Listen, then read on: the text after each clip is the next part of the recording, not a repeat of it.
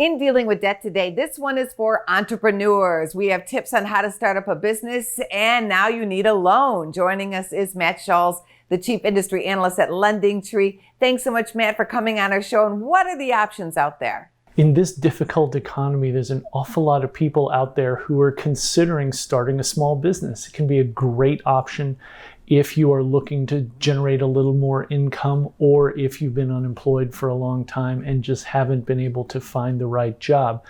And one of the really big issues, obviously, when you're starting a new small business is how do you get that funding? And a lot of people automatically think of things like small business loans or SBA loans or small business credit cards. But one other thing that you really ought to consider right now, especially if you have good credit, is a personal loan, because it can be kind of a good third option when it comes to starting your own business with that all-important funding. What are the details of a personal loan?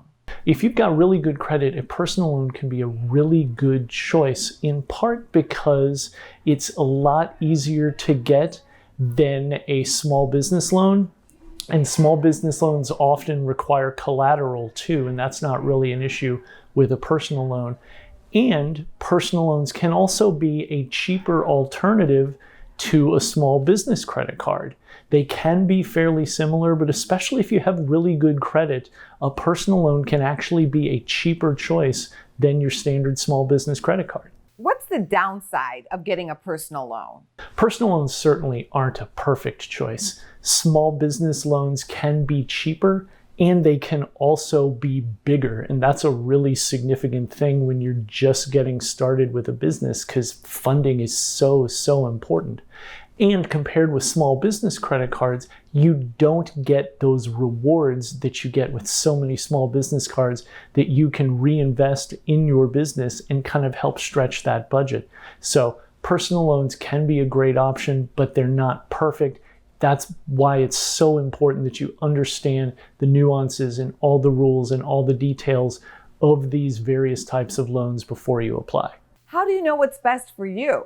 There's really no one-size-fits-all answer for which type of funding is best for your small business. There are good arguments for personal loans, there's good arguments for small business credit cards, and there are certainly good arguments for a small business loan, especially if you've been established for a little bit longer.